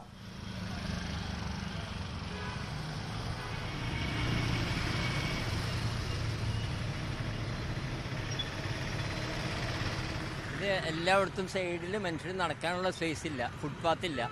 ഇൻ്റർനാഷണൽ സ്റ്റാൻഡേർഡിൽ ഉണ്ടാക്കി വെച്ചാണ് സീപോർട്ട് എയർപോർട്ട് റോഡ്. അതിൽ വഴിവിളക്കില്ല, ഫുട്പാത്തില്ല, ഡ്രൈനേജ് ഇല്ല. വെറുതെ കുറേ ടാർ ചെയ്ത് അവിടെ ഇവിടെയൊക്കെ തോന്നിയ പോലെ അവർക്ക് കുറേ പൊക്കം ഉണ്ടാക്കി ചിലയിടത്ത് താത്തി. ഇപ്പം ആ വള്ളത്തോളിലേക്ക് കയറി വരുന്ന ബസ്സൊക്കെ ഏതാണ്ട് ഹൈ റേഞ്ച് കയറി വരുന്ന പോലെ വല്ല. കഴിഞ്ഞ ദിവസം റോഡിൻ്റെ വശങ്ങളിലെ ഉയർച്ച താഴ്ചകളിൽ തെന്നി തൃക്കാക്കര മോഡൽ എഞ്ചിനീയറിംഗ് കോളേജ് വിദ്യാർത്ഥിനിയുടെ കാലൊടിഞ്ഞു. റോഡിൽ വീണ ഇവരെ സഹപാഠികളും നാട്ടുകാരും ചേർന്ന് ആശുപത്രിയിലെത്തിക്കുകയായിരുന്നു. ഒരു കരിക്ക് കുടിക്കാൻ വേണ്ടിയിട്ട് വണ്ടി ഇപ്പുറത്ത് വെച്ചിട്ട് അപ്പുറത്തേക്ക് നടന്നിറങ്ങിയതാണ്. ഓപ്പോസിറ്റിലേക്ക് നടന്നിറങ്ങി. ഇറങ്ങുമ്പോൾ റോഡിൻ്റെ ഹൈറ്റ് ടാറിങ് കഴിഞ്ഞിട്ട് ഏതാണ്ട് ഒരടി താഴെ വ്യത്യാസമുണ്ട്. അത് തൃക്കാക്കരയിൽ വ്യാപകമായിട്ടുള്ളതാണ്. അപ്പോൾ അതിനകത്തേക്ക് ഇറങ്ങിയപ്പോഴത്തേക്ക് കാലങ്ങ് പെട്ടെന്ന് സ്ലിപ്പാകുകയാണ്. അപ്പോൾ കാല് സ്ലിപ്പാകുകയും ചെയ്തു. അന്നേരം ഒരു വേദന തോന്നിയെങ്കിലും വലിയ കാര്യമായില്ല. പക്ഷേ അവിടെ ഇരുന്ന് കരിക്ക് കുടിച്ച് എഴുന്നേറ്റപ്പോഴത്തേക്ക് കാലിൽ മൊത്തം നീരായി. അങ്ങനെ അപ്പോൾ തന്നെ ഞങ്ങൾ കാക്കനാട് ആശുപത്രി കൊണ്ടുപോയി. ആശുപത്രി ചെന്ന് കഴിഞ്ഞപ്പോഴത്തേക്ക് അവർ എക്സ്റേ ഒക്കെ എടുത്ത് കഴിഞ്ഞപ്പോഴത്തേക്കും പറഞ്ഞു അത് എല്ലിന് പൊട്ടലുണ്ട്, പ്ലാസ്റ്റർ ഇടണമെന്ന് പറഞ്ഞു. ഇപ്പോൾ അത് പ്ലാസ്റ്റർ ഇട്ടിരിക്കുകയാണ്. അപ്പോൾ ഈ സംഭവം തന്നെ നിരവധിയായിട്ട് ഇപ്പോൾ തൃക്കാക്കരയിൽ വ്യാപകമായിട്ടുണ്ടായിട്ടുണ്ട്. ഞാനിപ്പോൾ ശരിക്കും പറഞ്ഞാൽ ഓട്ടോറിക്ഷ ഓടിക്കുന്ന ഒരാളാണ്. ഞങ്ങളെയൊക്കെ സംബന്ധിച്ചൊരു ഒരുപാട് ബുദ്ധിമുട്ടുകൾ ഞങ്ങൾക്ക് ഈ പ്രദേശത്തൊക്കെ ഉണ്ടായിട്ടുണ്ട്. തൃക്കാക്കരയിൽ എവിടെയെല്ലാം ടാർ ചെയ്തിട്ടുണ്ടോ ടാർ ചെയ്തേക്കുന്നിടത്ത് എല്ലാം തന്നെ ഒരടിയിലേറെ താഴ്ചയുള്ളിടത്തും ഇങ്ങനെ ഇട്ടേക്കാണ്. ഭരണസിരാ കേന്ദ്രമായ ജില്ലാ കളക്ട്രേറ്റിനും ജില്ലാ പഞ്ചായത്തിനും മുന്നിലൂടെ കടന്നുപോകുന്ന വഴിയിലാണ് അപകടം അധികവും. പൊതുവെ വളരെ മോശമായിട്ട് പല സ്ഥലങ്ങളിലും ഹമ്പുകളായാലും മൊത്തം പ്രശ്നങ്ങളാണ്. ചില സ്ഥലത്ത് പഞ്ചായത്ത് റോഡുകളൊക്കെ വളരെ മോശമായിട്ട് ഇപ്പോൾ കിടക്കും. മുനിസിപ്പാലിറ്റി റോഡുകളൊക്കെ വളരെ മോശമായിട്ട് കിടക്കും. ഇരുചക്ര വാഹനയാത്രക്കാരും കാൽനടക്കാരും അപകടത്തിൽപ്പെടുന്നത് പതിവായിട്ടും റോഡിന്റെ അശാസ്ത്രീയത പരിഹരിക്കാനുള്ള ഒരു നടപടിയും പൊതുമരാമത്ത് വകുപ്പിന്റെ ഭാഗത്തുനിന്ന് ഉണ്ടായിട്ടുമില്ല. ന്യൂസ് 18 കൊച്ചി. കോൺഗ്രസ് ഭരിക്കുന്ന തൃശൂർ തിരുവല്ലോമല സർവീസ് സഹകരണ ബാങ്കിലെ കോടികളുടെ തട്ടിപ്പിൽ കേസെടുത്ത് പോലീസ്. ബാങ്ക് ജീവനക്കാരനായ മലേശമംഗലം ചക്കച്ചൻകാട് സ്വദേശി സുനീഷിനെതിരെയാണ് പഴയന്നൂർ പോലീസ് കേസെടുത്തത്. 2.5 കോടിയോളം രൂപയാണ് വ്യാജരേഖയുണ്ടാക്കി ഇയാൾ തട്ടിയെടുത്തത്. 2.5 കോടിയോളം രൂപയാണ് തിരുവില്ലാമല സർവീസ് സഹകരണ ബാങ്കിൽ നിന്നും ജീവനക്കാരൻ തട്ടിയെടുത്തത്. നിക്ഷേപകർ പണം പിൻവലിക്കാനായി ബാങ്കിലെത്തിയതോടെയാണ് അക്കൗണ്ടിൽ പണമില്ലെന്ന വിവരം പുറത്തറിയുന്നത്. നിക്ഷേപകർ ശബ്ദമുയർത്തിയതിനെ തുടർന്ന് ജീവനക്കാരനെതിരെ ബാങ്ക് സെക്രട്ടറി തന്നെ പരാതി നൽകുകയായിരുന്നു. സെക്രട്ടറിയുടെ മൊഴി രേഖപ്പെടുത്തിയ പോലീസ് ബാങ്കിലെ ഹെഡ് ക്ലർക്കായ സുനീഷിനെതിരെയാണ് കേസെടുത്തത്. നിരവധി പേരുടെ നിക്ഷേപ തുകകൾ വ്യാജ ഒപ്പും രേഖകളും ഉണ്ടാക്കിയാണ് തട്ടിയെടുത്തത്. സുനീഷ് ഒറ്റയ്ക്കാണോ തട്ടിപ്പ് നടത്തിയതെന്ന കാര്യവും പോലീസ് പരിശോധിക്കുന്നുണ്ട്. പാർട്ടി ഇടപെടലിനെ തുടർന്ന് നടത്തിയ നിയമനമാണെന്നും കോൺഗ്രസ് അനുഭാവിയാണ് സുനീഷ് എന്നുമാണ് ഉയരുന്ന ആക്ഷേപം. സംഭവം വിവാദമായതോടെ ബാങ്കിന്റെ വിശ്വാസ്യത നിലനിർത്താനുള്ള പരക്കം പാച്ചിലാണ് കോൺഗ്രസ് നേതാക്കൾ. നിക്ഷേപകരെ ബന്ധപ്പെട്ട് കൂടുതൽ പരാതികൾ ഒഴിവാക്കാനുള്ള ശ്രമവും പ്രാദേശിക തലത്തിൽ നടക്കുന്നുണ്ട്. ന്യൂസ് 18 തൃശൂർ.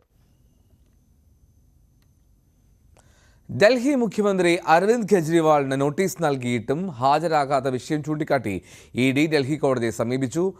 5 തവണ നോട്ടീസ് നൽകിയെങ്കിലും കെജ്രിവാൾ ഹാജരായിരുന്നില്ല. രാഷ്ട്രീയ പ്രേരിതമായ കേസാണെന്ന നിലപാടിലാണ് കെജ്രിവാൾ. പ്രതിപക്ഷ പാർട്ടികളിൽ നിന്നുള്ള മുഖ്യമന്ത്രിമാർക്കെതിരെ EDയെ ഉപയോഗിച്ച് കേന്ദ്ര സർക്കാർ രാഷ്ട്രീയ വേട്ട നടത്തുകയാണെന്ന് ഇന്ത്യ മുന്നണി നേതാക്കൾ ആരോപിച്ചു. ER രാഗേഷ് ആയിരുന്നു വാർത്തയുടെ വിശദാംശങ്ങളുമായി. രാഗേഷ്, എന്തൊക്കെയാണ് വിവരങ്ങൾ? എൽദോ 5 തവണയാണ് ഡൽഹി മുഖ്യമന്ത്രി അരവിന്ദ് കെജ്രിവാളിനെ മദ്യനയ കേസിൽ ഹാജരാകണമെന്ന് ആവശ്യപ്പെട്ടുകൊണ്ട് ED നോട്ടീസ് നൽകിയത്. അതായത് നവംബർ 2 മുതൽ കഴിഞ്ഞ 2-ാം തീയതി വരെയായി 5 തവണ നോട്ടീസ് നൽകിയിരുന്നു. എന്നാൽ 5 തവണയും കെജ്രിവാൾ ഹാജരാകാൻ തയ്യാറായില്ല. ഈ ഒരു സാഹചര്യത്തിലാണ് ഇപ്പോൾ ഏതായാലും ED കോടതിയെ സമീപിച്ചിരിക്കുന്നത്. ഡൽഹി റോസ് അവന്യൂ കോടതിയെയാണ് ED സമീപിച്ചിരിക്കുന്നത്. ED വ്യക്തമാക്കുന്ന കാര്യം ചോദ്യം ചെയ്യലുമായി അരവിന്ദ് കെജ്രിവാൾ സഹകരിക്കുന്നില്ല എന്നാണ് ED പ്രധാനമായും വാദിക്കുന്നത്. ഏതായാലും 7-ാം തീയതി ഈ ഹർജി പരിഗണിക്കാം എന്നിപ്പോൾ കോടതി വ്യക്തമാക്കുകയും ചെയ്തിട്ടുണ്ട്.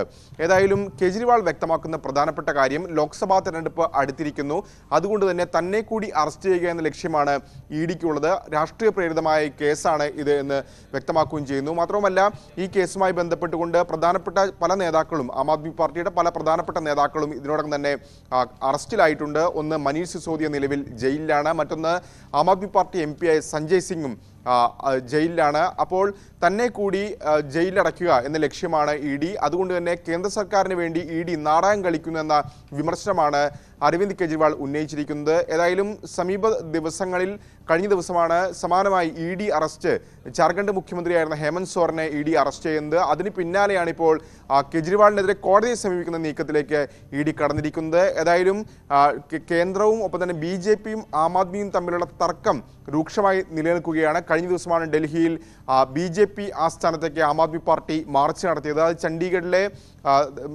മേയർ തെരഞ്ഞെടുപ്പുമായി ബന്ധപ്പെട്ടുകൊണ്ടായിരുന്നു അത്തരമൊരു നടപടി. പക്ഷേ സമാനമായ രീതിയിൽ BJPയും ആം ആദ്മി പാർട്ടി ആസ്ഥാനത്തേക്ക് മാർച്ച് നടത്തിയിരുന്നു. അങ്ങനെ വലിയ തർക്കങ്ങൾ ഈ 2 പാർട്ടികളും തമ്മിൽ നിലനിൽക്കുന്നു. BJP 7 ആം ആദ്മി പാർട്ടി MLA-മാരെ അടർത്തിമാറ്റാനുള്ള ശ്രമങ്ങൾ നടത്തുന്ന ആരോപണം ഇതിനോടകം തന്നെ ഉന്നയിച്ചിട്ടുണ്ട് അരവിന്ദ് കെജ്രിവാൾ. അങ്ങനെ തർക്കം മുറുകി നിൽക്കുന്നതിനിടെയാണ് ഇപ്പോൾ ED ഏതായാലും കോടതിയെ സമീപിക്കുന്ന നടപടിയിലേക്ക് പോയിട്ടുള്ളത്. മറ്റൊരു വാർത്ത സമാജ്വാദി പാർട്ടി നേതാവ് അഖിലേഷ് യാദവുമായി ബന്ധപ്പെട്ടുകൊണ്ടാണ്. കാരണം അഖിലേഷ് യാദവ് ഇപ്പോൾ ഭാരത് ജോഡോ ന്യായ് യാത്രയ്ക്ക് ക്ഷണിച്ചില്ല എന്ന വിമർശനവുമായി ഇപ്പോൾ രംഗത്ത് വന്നിരിക്കുന്നത്. ഇത് 2ാമത്തെ നേതാവാണ് ഇന്ത്യ സഖ്യത്തിലെ രണ്ടാമത്തെ നേതാവാണ് സമാനമായ രീതിയിലുള്ളൊരു വിമർശനവുമായി രംഗത്ത് വന്നിരിക്കുന്നത്. നേരത്തെ പശ്ചിമ ബംഗാൾ മുഖ്യമന്ത്രി മമതാ ബാനർജി രൂക്ഷമായ ഭാഷയിൽ ഈ വിഷയത്തിൽ വിമർശനവുമായി കൊണ്ട് രംഗത്ത് വന്നിരുന്നു. അതായത് ബംഗാളിലേക്ക് ഈ യാത്ര പ്രവേശിക്കുമ്പോൾ പറയാനുള്ള മര്യാദ പോലും കോൺഗ്രസ് നേതാക്കളുടെ ഭാഗത്തുനിന്നുണ്ടായില്ല എന്ന വിമർശനം മമതാ ബാനർജി ഉന്നയിച്ചു. പക്ഷേ അത്ര കടുത്ത വാക്കുകൾ ഉപയോഗിച്ചില്ല എങ്കിൽ പോലും, അതായത് ഒരു പരാതി പറയുന്ന നടപടിയിലേക്ക് അഖിലേഷ് യാദവും എത്തിയിരിക്കുകയാണ്. മാധ്യമങ്ങളുടെ ചോദ്യത്തിനായിരുന്നു അഖിലേഷ് യാദവിൻ്റെ പ്രതികരണം. ക്ഷണിക്കാതെ എങ്ങനെ പോകും, അങ്ങോട്ട് ക്ഷണം ചോദിച്ച് വാങ്ങേണ്ടതുണ്ടോ എന്നാണ് അഖിലേഷ് യാദവ് ചോദിച്ചിരിക്കുന്നത്. ഒപ്പം പല വലിയ പരിപാടികൾക്കും ക്ഷണിക്കാറില്ല എന്നുകൂടി അഖിലേഷ് യാദവ് പറഞ്ഞു വെച്ചിരിക്കുകയാണ്. ഏതായാലും മമതാ ബാനർജി അതിനുശേഷം വലിയ വിമർശനങ്ങൾ കോൺഗ്രസിനെതിരെ ഉന്നയിച്ചു. അതായത് 300 സീറ്റുകളിൽ 40 സീറ്റെങ്കിലും ജയിക്കാൻ കോൺഗ്രസിന് ഒറ്റയ്ക്ക് ജയിക്കാൻ കഴിയുമെന്ന കാര്യത്തിൽ സംശയമുണ്ട്. കഴിവുണ്ടെങ്കിൽ വാരണാസിയിലും ഒപ്പം തന്നെ UP-യിലും ഇതിന് പുറമെ രാജസ്ഥാനിലും മധ്യപ്രദേശിലുമൊക്കെ വിജയിച്ച് കാണിക്കണം എന്നായിരുന്നു മമതാ ബാനർജിയുടെ വിമർശനം. മാത്രവുമല്ല ഒറ്റയ്ക്ക് മത്സരിക്കുമെന്ന് മമതാ ബാനർജി പ്രഖ്യാപിക്കുകയും ചെയ്തിട്ടുണ്ട്. UP-യിലാകട്ടെ അഖിലേഷ് യാദവ് കോൺഗ്രസുമായി സീറ്റ് നിർണയ ചർച്ചകൾ നടക്കുന്നതിനിടെ 16 സീറ്റുകളിൽ സ്ഥാനാർത്ഥിയെ ഒറ്റയ്ക്ക് പ്രഖ്യാപിക്കുകയും ചെയ്തു. ആ ഘട്ടത്തിൽ തന്നെയാണ് ഭാരത് ജോഡോ യാത്രയ്ക്ക് ക്ഷണിച്ചില്ലെന്ന അഖിലേഷിന്റെ പരാമർശത്തിന് പരാമർശം വലിയ ചർച്ചയാകുന്നു. എൽദോ രാകേഷ്, ഇപ്പോൾ ഈ ഭാരത് ജോഡോ എന്നുള്ള യാത്രയിൽ അതിൽപ്പോൾ ഇന്ത്യ മുന്നണിക്ക് അത്ര ജോഡോ ആണോ എന്നുള്ള കാര്യത്തിൽ സംശയം നിൽക്കുന്നു. ഈ പലതരത്തിലും ഈ ഒരു പ്രതിപക്ഷ ഐക്യത്തിന് ശ്രമിച്ച നേതാക്കൾ തന്നെ പരസ്യമായി ഇത്തരം വീഴ്പഴക്കലുമായി രംഗത്തെത്തുന്ന സാഹചര്യമാണല്ലോ ഇപ്പോൾ, പ്രത്യേകിച്ചും പൊതു തെരഞ്ഞെടുപ്പ് അടുത്തിരിക്കെ. ഇതിനെ മറികടക്കാനുള്ള ഒരു ശ്രമങ്ങളൊന്നും ഈ മുന്നണിയിൽ നടക്കുന്നില്ലേ? എൽദോ, തീർച്ചയായും ഇന്ത്യ എന്ന പേരിനപ്പുറത്തേക്ക് ഈ ഇന്ത്യ മുന്നണിക്ക് എത്ര കണ്ട് മുന്നോട്ട് പോകാൻ കഴിഞ്ഞിട്ടുണ്ടെന്ന കാര്യത്തിൽ സംശയം നിലനിൽക്കുന്നുണ്ട്. പ്രത്യേകിച്ച് ഭാരത് ജോഡോ ന്യായ് യാത്ര തുടങ്ങിയതിൻ്റെ സമയം തെറ്റിപ്പോയെന്ന അഭിപ്രായം കോൺഗ്രസിനകത്ത് തന്നെ ശക്തമാണ്. അതായത് തെരഞ്ഞെടുപ്പിന് ഒരുങ്ങേണ്ട സമയത്ത് ഈ യാത്ര തെരഞ്ഞെടുത്തു. അതുകൊണ്ട് തന്നെ കുറച്ചുകൂടി നേരത്തെ നടത്തേണ്ടതായിരുന്നു ഈ യാത്ര എന്ന അഭിപ്രായം കോൺഗ്രസിനകത്ത് തന്നെ ഇപ്പോൾ ശക്തമാവുകയും ചെയ്തിട്ടുണ്ട്. കാരണം തെരഞ്ഞെടുപ്പിന് ഒരുങ്ങേണ്ട ഘട്ടത്തിൽ യാത്രയ്ക്കായി കൂടുതൽ സമയം ചെലവിടുന്നു എന്ന വിമർശനം അല്ലെങ്കിൽ സ്വയം വിമർശനം കോൺഗ്രസ് നേതാക്കൾ തന്നെ ഉന്നയിക്കുകയും ചെയ്യുന്നുണ്ട്. മാത്രവുമല്ല ഈ യാത്ര തുടങ്ങിയ ശേഷമാണ് ഇന്ത്യ സഖ്യത്തിൽ തന്നെ വലിയ ഭിന്നതകൾ രൂപപ്പെടുകയും ചെയ്യുന്നത്. അതായത് യാത്ര തുടങ്ങുന്ന ദിവസമാണ് മഹാരാഷ്ട്രയിലെ പ്രധാനപ്പെട്ട നേതാവായ മിലിന്ദ് ദേവ്ര പാർട്ടി വിട്ട് ശിവസേനയുടെ ഭാഗമാകുന്നത്. അതിനുശേഷം ഈ യാത്ര ബീഹാറിലേക്ക് കടക്കുന്ന ഘട്ടത്തിലാണ് ഈ ഇന്ത്യ സഖ്യത്തിൻ്റെ ആദ്യ യോഗത്തിന് വേദിയായ പാട്നയിലാണ്. അന്ന് പാട്നയിൽ വെച്ച് യോഗം നടത്താൻ മുൻകൈയെടുത്ത ബീഹാർ മുഖ്യമന്ത്രി നിതീഷ് കുമാർ ഈ സഖ്യത്തിന് വിട്ടുകൊണ്ട് അവിടെ NDAയുടെ ഭാഗമാകുന്ന സാഹചര്യത്തിലേക്ക് കാര്യങ്ങൾ പോയത്. അതിനുശേഷം പശ്ചിമ ബംഗാളിലേക്ക് കടക്കുന്ന ഘട്ടത്തിലാണ് മമതാ ബാനർജി ഇങ്ങനെ ഒറ്റയ്ക്ക് മത്സരിക്കുമെന്ന പ്രഖ്യാപനം ഉണ്ടാകുന്നത്. അതിന് പിന്നാലെ ഇപ്പോൾ അഖിലേഷ് യാദവ് കൂടി വലിയ വിമർശനം ഉന്നയിച്ചുകൊണ്ട് രംഗത്ത് വന്നിരിക്കുകയാണ്. സ്വാഭാവികമായും ഇന്ത്യ മുന്നണിയിൽ വലിയ ആശയക്കുഴപ്പം ഇതുമായി ബന്ധപ്പെട്ട് രൂപപ്പെട്ടിരിക്കുന്നു. മാത്രവുമല്ല രാഹുൽ ഗാന്ധി ഒറ്റയ്ക്ക് മത്സരിക്കുമെന്ന് മമതാ ബാനർജി പ്രഖ്യാപിച്ചതിന് ശേഷം രാഹുൽ ഗാന്ധി വ്യക്തമാക്കിയത് ഈ പ്രശ്നങ്ങളൊക്കെ തന്നെ പരിഹരിക്കും എന്നാണ് രാഹുൽ ഗാന്ധിയുടെ ഭാഗത്ത് പ്രതികരണം ഉണ്ടായത്. അതിനെ പരിഹസിക്കുന്ന നിലപാടാണ് മമതാ ബാനർജി ചെയ്തത്. മാത്രവുമല്ല മമതാ ബാനർജി വ്യക്തമാക്കുന്നത് ആദ്യം CPM-ഉമായുള്ള ബന്ധം പശ്ചിമ ബംഗാളിൽ ഉപേക്ഷിക്കൂ, അതിനുശേഷം ചർച്ചയാകാം, ഏതായാലും 2 സീറ്റിൽ കൂടുതൽ തരാൻ കഴിയില്ലെന്ന നിലപാടിലേക്ക് മമതാ ബാനർജി അത്തരമൊരു നിലപാട് ആവർത്തിക്കുന്ന സമീപനമാണ് സ്വീകരിച്ചിരിക്കുന്നത്. അത് കോൺഗ്രസിന് പ്രത്യേകിച്ച് ബംഗാൾ ഘടകത്തിന് അനുകൂലിക്കാൻ കഴിയില്ല. കാരണം കഴിഞ്ഞ തവണ മമതാ ബാനർജിയുമായി സഖ്യം ഇല്ലാതെ തന്നെ 2 സീറ്റിൽ അവിടെ വിജയിച്ച പാർട്ടിയാണ് കോൺഗ്രസ്. സ്വാഭാവികമായും സഖ്യത്തിലേക്ക് പോകുമ്പോൾ കൂടുതൽ സീറ്റ് വേണമെന്ന കോൺഗ്രസിന്റെ വാദം അതിൽ ന്യായമുണ്ട് എന്ന് പറയാതിരിക്കാനും കഴിയില്ല. എൽദോ, ശരി. രാകേഷാണ് ദേശീയ വാർത്തകൾ അത് സമഗ്രമായി വിശദമായി പങ്കുവച്ചത് ന്യൂസ് ഡെസ്കിൽ നിന്ന്. കേരള സാഹിത്യ അക്കാദമിയിൽ നിന്നുണ്ടായ ദുരനുഭവം തുറന്നു പറഞ്ഞ ശ്രീകുമാരൻ തമ്പിയും സർക്കാരിന് വേണ്ടി കേരള ഗാനം എഴുതാൻ ആവശ്യപ്പെട്ട് അപമാനിച്ചു. പാട്ട് എഴുതി നൽകിയിട്ടും പാട്ടിനായി അക്കാദമി പരസ്യം നൽകിയെന്നും നൽകിയ ഗാനം സ്വീകരിച്ചോ എന്ന് ഇതുവരെ അറിയിച്ചില്ലെന്നും FB പോസ്റ്റിൽ അദ്ദേഹം പറയുന്നു.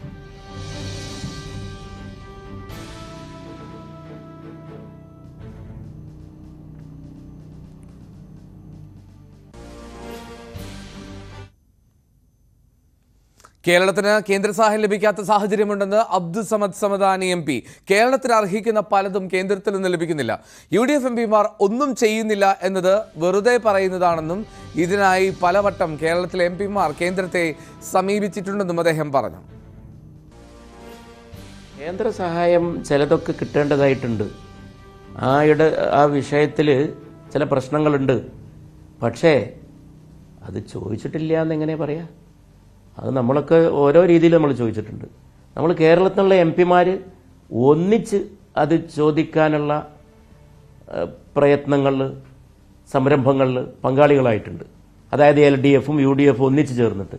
UDF ഒറ്റക്ക് എന്നൊക്കെ ഞങ്ങളും നടത്തിയിട്ടുണ്ട്. ഉണ്ടാവുമല്ലോ, ചില വിഷയങ്ങൾ അങ്ങനെയും കാണുമല്ലോ. രാഷ്ട്രീയമായിട്ടൊക്കെ അല്ലറ ചില്ലറ അഭിപ്രായ വ്യത്യാസങ്ങളല്ലല്ലോ, ചില പ്രധാന അഭിപ്രായ വ്യത്യാസങ്ങളുണ്ടല്ലോ. ആ അഭിപ്രായ വ്യത്യാസങ്ങൾ ഉള്ള വിഷയങ്ങളിൽ ഞങ്ങൾ ഒറ്റക്ക് സമീപിച്ചിട്ടുണ്ട്. കേരളത്തിന് കൊടുക്കണമെന്നാണ് എപ്പോഴും പറയണത്. പിന്നെ എപ്പോഴൊക്കെ MPs കോൺഫറൻസ് മുഖ്യമന്ത്രി വിളിച്ചു കൂട്ടിയോ അവിടെയൊക്കെ ഞങ്ങൾ ബഹുമാനപ്പെട്ട മുഖ്യമന്ത്രിയോട് പറഞ്ഞിട്ടുണ്ട്, ഞങ്ങൾ എല്ലാ കാര്യത്തിലും സംസ്ഥാനത്തിൻ്റെ കാര്യങ്ങളിൽ ഒന്നിച്ചാണെന്ന് തന്നെ പറഞ്ഞിട്ടുണ്ട്. കേരളത്തിന് ഇപ്പോൾ ഈ ബജറ്റിലൊന്നുമില്ലല്ലോ. കേരളത്തിൽ പല കാര്യങ്ങളും ലഭിക്കേണ്ടതായിട്ടുണ്ട്. ഞാൻ ചിറ്റമ്മ നയം അങ്ങനെ എന്നൊന്നും പറയാനല്ല. കേരളത്തിന് ഇപ്പോൾ ഈ തവണ നമ്മൾ ഈ AIIMS all India institute of medical science കേരളത്തിന് കിട്ടേണ്ടതാണ്. എല്ലാ തവണയും പറയുന്നതാണ്. അതുപോലൊക്കെയുള്ള വളരെ ലഭിക്കേണ്ടതായിട്ടുള്ള അവകാശങ്ങളുണ്ടല്ലോ, കേരളത്തിൻ്റെ വിഹിതമുണ്ടല്ലോ, അത് ലഭിക്കുന്ന കാര്യത്തിൽ പോരായ്മകളുണ്ട്. അല്ല, അത് പല ഇന്നതിലെന്നല്ല, അത് പല ഘട്ടങ്ങളിലും വെളിവായപ്പോഴൊക്കെ കേരളത്തിലെ MP-മാർ അതിന് പരിശ്രമിച്ചിട്ടുണ്ടെന്നാണ് ഞാൻ പറയുന്നത്.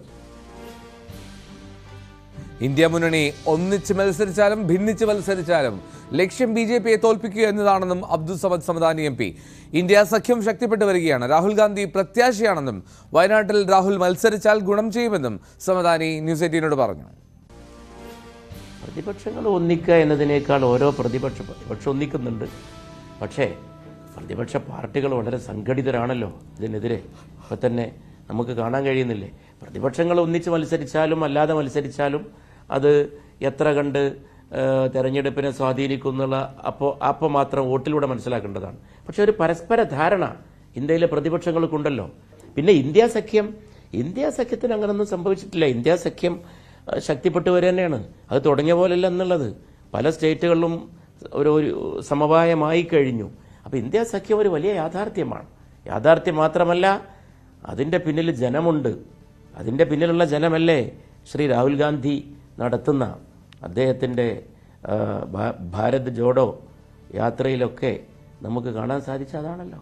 രാഹുൽ ഇന്ത്യയുടെ വലിയ ഒരു പ്രത്യാശ, അദ്ദേഹത്തിൻ്റെ പിതാമഹൻ നെഹ്റുവിനെ പോലെയുള്ള ഒരു അപാത ചൂഢം മതേതരവാദി, പിന്നെ വ്യക്തിത്വത്തിൻ്റേതായിട്ടുള്ള ഒരു എളിമയും തെളിമയും വളരെ അദ്ദേഹത്തിൻ്റെ അകം എന്നെ അത്ഭുതപ്പെടുത്തിയിട്ടുണ്ട്. അദ്ദേഹത്തിൻ്റെ ചിന്തയുടെ ആഴം. അദ്ദേഹം മത്സരിച്ചാൽ ഗുണം ചെയ്യുമല്ലോ.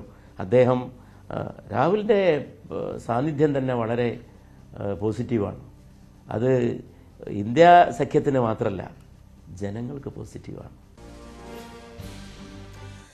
നിരവധിയായിട്ടുള്ള വാർത്തകൾ അത് തുടർന്നുകൊണ്ടേയിരിക്കുന്നു എന്നാണ്. പ്രഭാതകാലത്തിൻ്റെ സമയം ഇവിടെ പൂർത്തിയാകുന്നതുകൊണ്ട് തൽക്കാലത്തേക്ക് അവസാനിപ്പിക്കുകയാണ്. വീണ്ടും നാളെ കാണാം. നമസ്കാരം.